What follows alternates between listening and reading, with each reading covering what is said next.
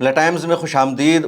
فلسطین میں آج ووٹنگ ہو رہی ہے، وہاں الیکشن ہے۔ امریکہ اور ایران کے درمیان مذاکرات ہوں گے یا نہیں ہوں گے، اس کے حوالے سے ابھی تک کوئی کنفرم خبر سامنے نہیں آئی ہے۔ اور تیسری خبر غزہ پٹی کے حوالے سے ہے۔ اس کے علاوہ لبنان اور مڈل ایسٹ کی جو دوسری اہم ترین خبریں ہیں ان سب کو اس ویڈیو میں جانیں گے۔ آج تاریخ ہے 25 اپریل 2026 اور امریکہ اور ایران کے درمیان جو تنازع ہے وہ تنازع بھی ختم ہو جائے گا یا نہیں ہوگا، اس کے حوالے سے کوئی وضاحت سامنے نہیں آ رہی ہے۔ سب سے بڑی خبر یہ ہے کہ فلسطین میں 21 سالوں کے بعد آج ووٹنگ ہو رہی ہے، الیکشن ہو رہا ہے۔ ویسٹ بینک میں بھی ووٹ ڈالا جا رہا ہے اور غزہ پٹی میں بھی ووٹنگ ہو رہی ہے۔ فلسطین میں آخری مرتبہ سال 2006 میں پارلیمانی الیکشن ہوا تھا اور اس کے بعد پچھلے 21 سالوں میں نہ تو فلسطین میں کوئی الیکشن ہوا اور نہ ہی غزہ پٹی میں کوئی ایسا الیکشن ہو سکا۔ اب 21 سالوں کے بعد غزہ پٹی اور ویسٹ بینک دونوں میں میونسپلٹی کا چناؤ ہو رہا ہے۔ اس چناؤ کے حوالے سے بات بھی جاننا ضروری ہے کہ ویسٹ بینک کے علاقے میں تقریباً 15 لاکھ افراد ووٹ ڈال رہے ہیں، یا کہہ لیجئے ووٹ ڈالنے کے لیے ان کو ایلیجبل بتایا گیا ہے، اور غزہ پٹی میں صرف 70,000 افراد ہی ووٹ ڈال رہے ہیں۔ پورے غزہ پٹی میں ووٹنگ نہیں ہو رہی ہے۔ غزہ پٹی کا جو دیر البلح کا ایریا ہے وہاں صرف میونسپلٹی کا چناؤ ہو رہا ہے، دوسرے علاقوں میں نہیں ہو رہا ہے۔ دوسرے علاقوں میں چناؤ نہ ہونے کی وجہ یہ ہے کہ پچھلے 3 سالوں کے دوران اسرائیل نے غزہ پٹی کو تباہ و برباد کر دیا ہے، جنوسائیڈ کیا ہے، اور غزہ پٹی کا پورا علاقہ تقریباً تباہ و برباد ہو گیا ہے۔ صرف دیر البلح کا ایریا ہی ایسا ہے جہاں کچھ کم تباہی ہوئی ہے، یا یہ علاقہ تھوڑا سا محفوظ ہے، کچھ عمارتیں یہاں بچی ہوئی ہے۔ اس کے علاوہ غزہ کا کوئی بھی علاقہ محفوظ نہیں ہے، ہاں وہ غزہ سٹی ہو، سینٹرل غزہ ہو، خان یونس کا علاقہ ہو، رفح کا علاقہ ہو، کوئی بھی علاقہ محفوظ نہیں ہے۔ ہر ایک کو مکمل طور پر اسرائیل نے ڈسٹروائے کر رکھا ہے، تباہ کر رکھا ہے۔ اس لیے صرف دیر البلح کے علاقے میں ہی ووٹنگ ہو رہی ہے اور یہ میونسپلٹی کا الیکشن ہے۔ ایک اور اہم بات یہ ہے کہ یہ الیکشن الفتح گروپ کی طرف سے کرایا جا رہا ہے اور حماس نے اس الیکشن کو بائیکاٹ کیا ہے۔ حماس اس الیکشن میں شریک نہیں ہے۔ فلسطین کی 2 اہم ترین تنظیم ہیں جو فلسطین کے موومنٹ کو لیڈ کرتی ہے، ایک الفتح اور دوسری حماس۔ الفتح پرانی تنظیم ہے، 1987 میں حماس کا قیام عمل میں آیا تھا، اور جب حماس کا قیام عمل میں آیا تو اس کے بعد تمام فلسطینیوں نے حماس کو ہی اپنی نمائندہ جماعت تسلیم کر لیا، کیونکہ 1993 کے اوسلو معاہدہ میں الفتح نے، یا کہہ لیجئے پیلو نے، اسرائیل کے وجود کو تسلیم کر لیا تھا، فیصلہ کر لیا تھا کہ اسرائیل جہاں پر ہے وہیں پر رہے گا، اور اب ہم اسرائیل کے ساتھ کوئی جنگ نہیں لڑیں گے۔ جبکہ فلسطینیوں کی لڑائی یہ ہے، فلسطینیوں کا موقف یہ ہے کہ اسرائیل کا وجود اللیگل ہے، غیر قانونی ہے، ناجائز قبضہ ہے، اور فلسطین کی سرزمین پر اسرائیل کا وجود نہیں رہنا چاہیے۔ اب یہ جو موجودہ الیکشن ہو رہا ہے اس میں وہاں کی عوام زیادہ تر ابھی بھی حماس کے ساتھ ہے۔ فلسطینی عوام کی اس الیکشن میں، اس چناؤ میں دلچسپی نہیں ہے۔ الفتح گروپ کے زیادہ تر جو نمائندے ہیں، جو لیڈرز ہیں، ان پر کرپشن کا الزام لگتا ہے، اسرائیل کے ساتھ سمجھوتا کرنے کا ان پر الزام لگتا ہے، فلسطین کی لڑائی نہ لڑنے کا ان پر الزام لگتا ہے۔ اسی وجہ سے عوام میں زیادہ دلچسپی نہیں ہے، جذبہ نہیں ہے، جوش نہیں ہے، جنون نہیں ہے، اور انٹرنیشنل میڈیا میں بھی، دنیا میں بھی اس الیکشن کو کوئی خاص اہمیت نہیں دی جا رہی ہے۔ اقوام متحدہ نے اس الیکشن اور چناؤ کا خیر مقدم کیا ہے اور کہا ہے کہ ڈیموکریسی اور جمہوریت میں ایک اچھی کوشش ہے اپنے آپ کو مستحکم ثابت کرنے کی، اور چناؤ کیا جا رہا ہے۔ 2006 کا جو الیکشن ہوا تھا فلسطین میں وہ پارلیمانی الیکشن تھا، اور اس الیکشن میں الفتح کے امیدوار بھی تھے اور حماس کے بھی امیدوار تھے، لیکن 2006 کے الیکشن میں الفتح کو شکست کا سامنا کرنا پڑا تھا، حماس کو جیت ملی تھی، اور قاعدے کے مطابق حماس کو ہی کنٹرول سنبھالنا تھا، ویسٹ بینک کا بھی اور غزہ پٹی کا بھی، لیکن الفتح گروپ نے حماس کو کنٹرول سنبھالنے نہیں دیا۔ اس کی وجہ سے حماس اور الفتح میں آپس میں لڑائی ہو جاتی ہے۔ غزہ پٹی کا کنٹرول حماس نے سنبھال لیا اور ویسٹ بینک پر الفتح گروپ کا ہی کنٹرول رہا، اور اس کے بعد سے ہی کوئی بھی الیکشن نہ تو ویسٹ بینک میں ہو سکا نہ غزہ پٹی میں ہو سکا۔ حالانکہ غزہ پٹی میں انٹرنل الیکشن ضرور ہوتے رہے ہیں، وہاں کے وزیر اعظم بدلتے رہے ہیں، دوسرے رہنما بدلتے رہے ہیں، لیکن اب الفتح گروپ کا کہنا ہے کہ ہم نے غزہ غزہ پٹی میں بھی الیکشن کرایا ہے اور ویسٹ بینک میں بھی، تاکہ ویسٹ بینک اور غزہ پٹی کو آپس میں جوڑا جائے، یہ میسج دیا جائے کہ ویسٹ بینک اور غزہ پٹی دونوں فلسطین کا ہی حصہ ہے، غزہ پٹی کوئی الگ ملک نہیں ہے، ویسٹ بینک کوئی الگ ملک نہیں ہے۔ اسرائیل نے ویسٹ بینک اور غزہ پٹی کو جدا کر رکھا ہے، ویسٹ بینک اور غزہ پٹی کے سرحدیں آپس میں نہیں ملتی ہے، بیچ میں اسرائیل نے یہودیوں کو لا کر بسا دیا ہے۔ آپ اپنے اسکرین پر ایک میپ دیکھیے، نقشہ دیکھیے، یہ نقشہ پورا فلسطین کا ہے، لیکن فلسطین کو بھی اسرائیل لکھا جاتا ہے۔ اب یہ پورا فلسطین ہے اور فلسطین سے سیریا کی سرحدیں ملی ہوئی ہے، اس کے بعد جورڈن کی سرحدیں ملی ہوئی ہے، مصر کی سرحدیں ملی ہوئی ہے، ادھر لبنان کی سرحد ملی ہوئی ہے، اور پھر ایک سائیڈ میں پورا میڈیٹرینین سی ہے۔ یہ اوریجنلی فلسطین ہے، لیکن اب فلسطین کو ہی اسرائیل کہا جا رہا ہے، جو دراصل اوکیوپائڈ فلسطین ہے۔ اور اس کے بعد آپ یہ غزہ پٹی کا علاقہ دیکھیے، جو ایک چھوٹی سی پٹی ہے، اس کے اس سائیڈ میڈیٹرینین سی ہے، اور بقیہ تین طرف میں اس کے اسرائیل ہے۔ مصر کا علاقہ بھی غزہ پٹی سے ملا ہوا ہے، رفح کراسنگ بارڈر جو ہے وہ مصر سے ہی ملا ہوا ہے، اور غزہ پٹی کے بعد آپ دیکھیں گے تو پورا کا پورا کیا ہے، اسرائیل ہے۔ یہاں پر یہودی بسے ہوئے ہیں، بیر شیبہ کا علاقہ ہو، ادھر اشکلان کا علاقہ ہو، اشدود کا علاقہ ہو، ادھر تل ابیب ہے، اور پھر بیچ میں ایک علاقہ ہے جس کو ویسٹ بینک کہا جاتا ہے۔ یہاں پر فلسطینی ہے، ویسٹ بینک میں جنین کا علاقہ ہے، طوبس کا علاقہ ہے، نابلس کا علاقہ ہے، رام اللہ کا علاقہ ہے، ہیبرون ہے، یہ سارے کے سارے ویسٹ بینک میں آتے ہیں، اور اسی میں یروشلم ہے۔ اس کے بعد ویسٹ بینک کی جو سرحد ہے یہ اردن سے ملی ہوئی ہے یا اسرائیل سے ملی ہوئی ہے، بقیہ ویسٹ بینک کی سرحد سیریا سے نہیں ملی ہوئی ہے، یا لبنان سے نہیں ملی ہوئی ہے، یا مصر سے نہیں ملی ہوئی ہے۔ اب یہ ویسٹ بینک ہے اور یہ غزہ پٹی ہے، قاعدے کے اعتبار سے پورا فلسطین ہے، اس کے بیچ میں اسرائیل کو نہیں ہونا چاہیے، لیکن اسرائیل نے بیچ میں اپنی بستیاں بسا لی ہے اور ان دونوں کو جدا کر رکھا ہے۔ اس لیے غزہ پٹی کو کہا جاتا ہے کہ یہ اوپن جیل ہے۔ اوپن جیل اس وجہ سے کہ یہاں کوئی بھی چیز اسرائیل کی مرضی کے بغیر نہیں پہنچ سکتی ہے۔ آپ اگر اچھی طرح نقشہ دیکھیں گے تو آپ کے بات سمجھ میں آئے گی، جس طرح جیل میں ایک قیدی کو روم سے باہر نکلنے کی اجازت ہوتی ہے، وہ نماز بھی ادا کر سکتا ہے، وہ پوجا کر سکتا ہے، کھانا کھا سکتا ہے، کھیل سکتا ہے، ورزش کر سکتا ہے، رات کو جا کر کے اسے اپنے کمرے میں رہنا پڑتا ہے۔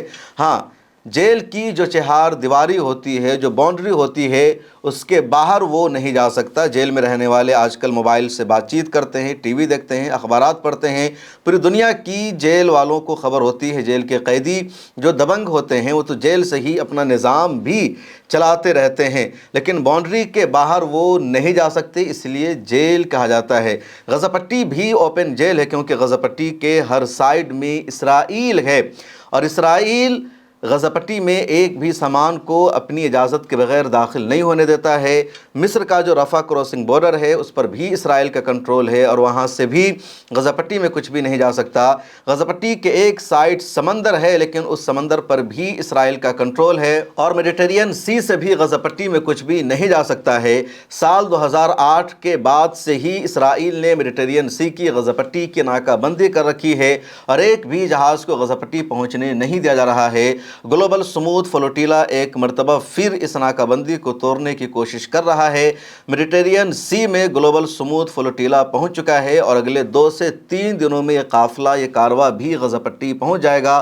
دعا کیجیے کہ اس مرتبہ گلوبل سموتھ فلوٹیلا کو کامیابی ملے اور اس ناکہ بندی کو توڑنے میں وہ کامیاب ہو سکے۔ تو یہ نقشہ دیکھ کر آپ کو سمجھ میں آ گیا ہوگا کہ غزہ پٹی بھی جیل ہی ہے، جہاں اسرائیل کی مرضی کے بغیر کچھ بھی نہیں ہو سکتا ہے، نہ کوئی آ سکتا ہے، نہ کوئی جا سکتا ہے، نہ کوئی سامان پہنچ سکتا ہے۔ اس کے باوجود حماس نے کیسے جنگ کی تیاری کی، کیسے سرنگیں بنائیں، اور اسرائیل کو اپنے ایک بھی ہدف میں 2 سالوں کی جنگ کے دوران بھی حماس نے کامیاب نہیں ہونے دیا۔ یہ معجزہ ہے، یہ کرامت ہے، اور مظلوموں کو ہمیشہ اللہ تبارک و تعالیٰ کا سپورٹ ملتا ہے، اس کے علاوہ کچھ بھی نہیں کہا جا سکتا۔ غزہ پٹی میں پہاڑ بھی نہیں ہیں، جن علاقوں میں پہاڑ ہے، جیسے لبنان میں پہاڑ ہے، افغانستان میں پہاڑ ہے، ایران میں پہاڑ ہے، تو جن علاقوں میں پہاڑ ہوتا ہے وہاں گوریلا جنگ لڑنا آسان ہوتا ہے، دشمن کی فوج پر حملہ کرنا آسان ہوتا ہے لیکن یہاں کوئی پہاڑ بھی نہیں ہے، ہموار زمین ہے، اس کے باوجود گہری سرنگیں انہوں نے بنائی اور تقریباً 2 سالوں تک انہوں نے اسرائیل کو اپنے مشن میں کامیاب نہیں ہونے دیا۔ کتنے دنوں سے ان کی تیاری تھی، کس طرح تیاری تھی، فی الحال اس کے حوالے سے ڈیٹیل سامنے نہیں آ سکی ہے۔ بتا یہ رہا تھا میں آپ کو کہ یہ ویسٹ بینک اور غزہ پٹی ہے جو آپس میں الگ ہے۔ اب الفتح گروپ کی منشا ہے، کوشش یہ ہے کہ دونوں کو آپس میں جوڑ دیا جائے اور میسج دیا جائے کہ الفتح کا کنٹرول اب غزہ پٹی میں بھی ہے۔ حماس کے نمائندے اس الیکشن میں شریک نہیں ہیں کیونکہ حماس کی آئیڈیالوجی کے خلاف یہ چناؤ ہو رہا ہے۔ اب ایک اور اہم بات ہے کہ اسرائیل نے مزید بستیوں کو ویسٹ بینک میں بسانا شروع کر دیا ہے۔ انڈیا کے بھی 240 یہودی اسرائیل پہنچ گئے ہیں، ان کو وہاں کی شہریت مل گئی ہے اور ان کو انہی علاقوں میں بسایا جائے گا۔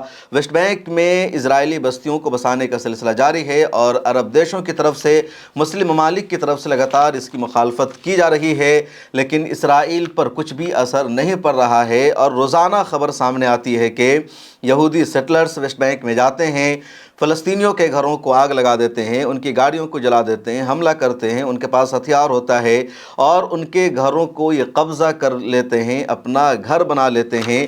اور یہ جو یہودی سیٹلرز کر رہے ہیں یہ ظلم کی آخری انتہا ہے۔ جب 7 اکتوبر 2023 کو حماس نے اسرائیل پر حملہ کیا تو اس کے پیچھے کی اصل وجہ یہی تھی۔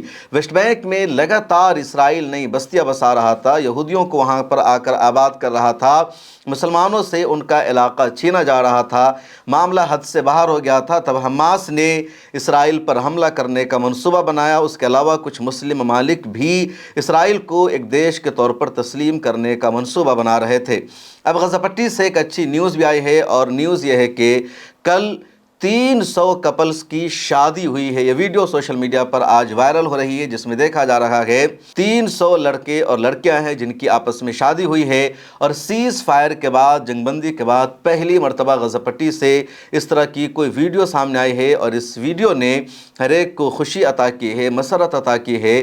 پہلی مرتبہ غزہ پٹی کے جو لڑکے ہیں، وہاں کی جو لڑکیاں ہیں، وہاں کی جو نئی نسل ہے، ان کے چہرے پر مسکان دیکھا جا رہا ہے۔ آپ بھی اس ویڈیو کو دیکھیں۔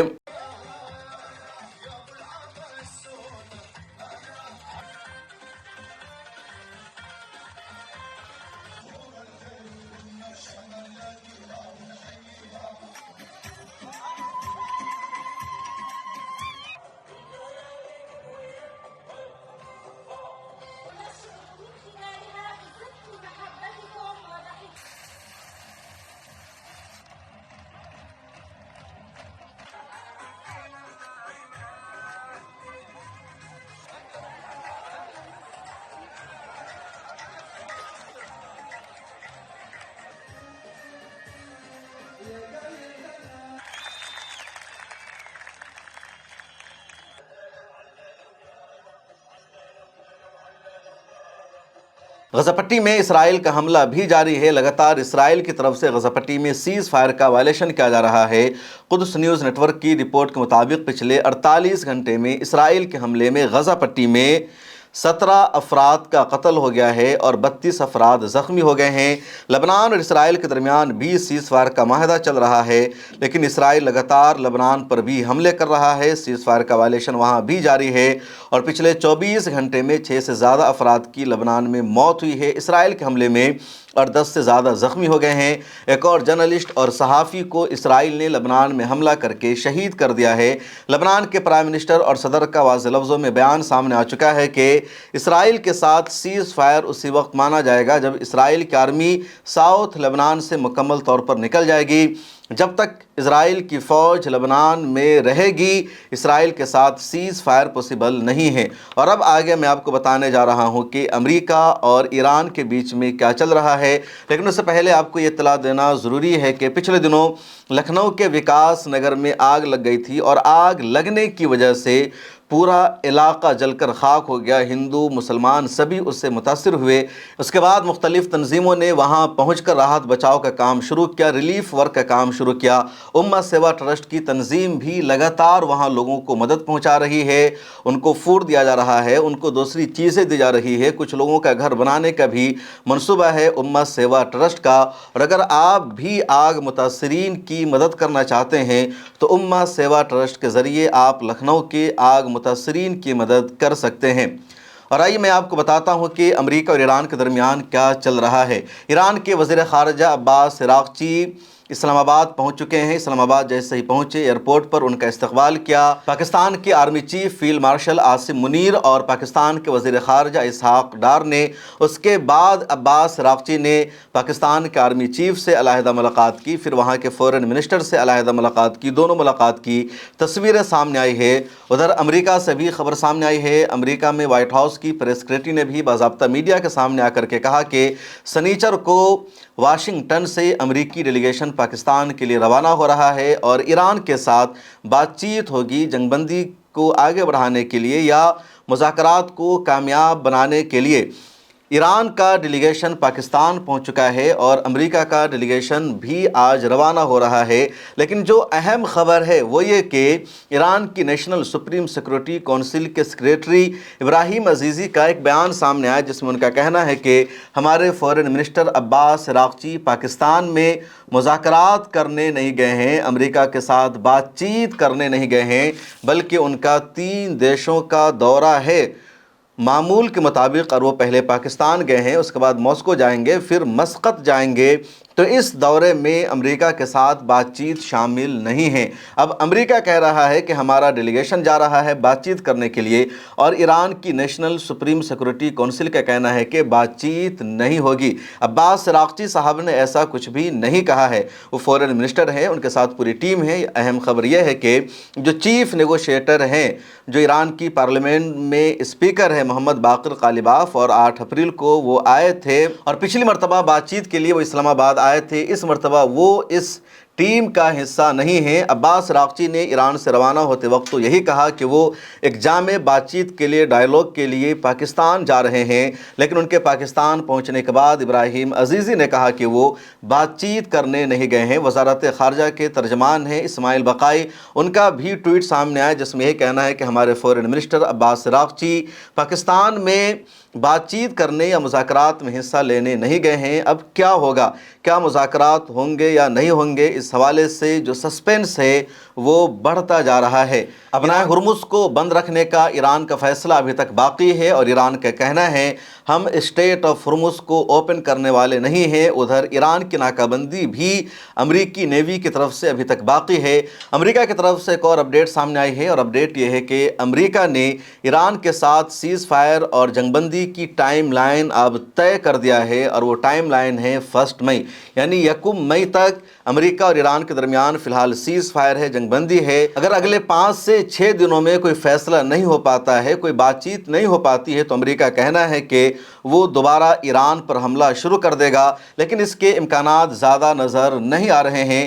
اسرائیل کی طرف سے بار بار امریکہ کو کہا جا رہا ہے کہ ہم حملہ کرنے کے لیے تیار ہیں، ہم جنگ لڑنے کے لیے تیار ہیں، امریکہ ایران پر حملہ کر دے۔ یونائٹڈ عرب امارات اور ایران کے درمیان جو تعلقات تھے وہ تعلقات اب لگاتار بگڑتے جا رہے ہیں۔ یونائٹڈ عرب امارات کا ایک تازہ بیان یہ سامنے آیا ہے کہ اب ایران پر بھروسہ کرنا پوسیبل نہیں ہے، مدتوں لگ جائیں گے ایران پر بھروسہ کرنے میں یا ایران کے ساتھ اعتماد بحال کرنے میں، اور اس کی وجہ یہ ہے کہ امریکہ کے ساتھ جنگ کے دوران ایران نے اپنا سخت رویہ جس طرح اسرائیل کے خلاف اپنایا اسی طرح یو اے ای کے خلاف اپنایا، عرب دیشوں کے خلاف اپنایا، اور اسرائیل سے زیادہ حملہ ایران نے یو اے ای پر کیا، قطر پر کیا، سعودی عرب پر کیا، کویت پر کیا۔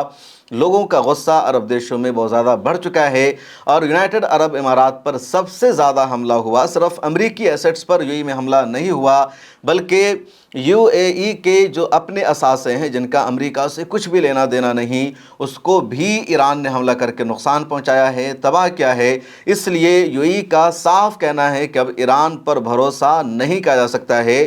یو اے ای اور ایران کی جو سرحدیں ہیں بہت نزدیک ہے، یو اے ای اور ایران کے درمیان میں खलीज फ़ारस है और उसमें तकरीबन 100 से 150 किलोमीटर का ही फासला है, उससे ज़्यादा नहीं। रासुल खैमा से उधर अबू मूसा आइलैंड नज़र आता है जिस पर ईरान का कब्ज़ा है। आगे क़शम आइलैंड नज़र आता है जो ईरान के कंट्रोल में है। और अबू मूसा आइलैंड पर पहले से ईरान और यूनाइटेड अरब अमारात के दरमियान तनाज़ुर चल रहा है क्योंकि वो UAE का था जिस पर इस वक्त ईरान का कंट्रोल है। इस वीडियो में इतना ही। आप अपनी राय ज़रूर लिखिए। मुझे दीजिए इजाज़त, फिर मुलाकात होगी।